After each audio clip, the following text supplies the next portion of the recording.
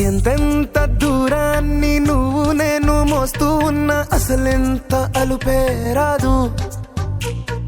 ఎన్నెన్ని తీరాలు నీకు నాకు మధ్యన ఉన్న కాస్తైనా అట్టే కాదు.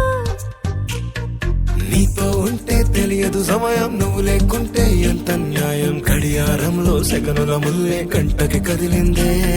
నీతో ఉంటే కరిగే